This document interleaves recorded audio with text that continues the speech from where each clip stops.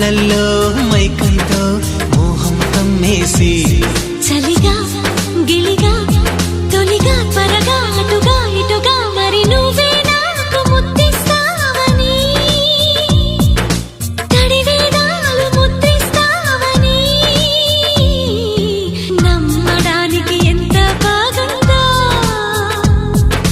నీకోసం రెక్కల గుర్రం ఎక్కి వస్తానని పగడపు దీనికి నిన్నే నేను తీసుకెళ్తానని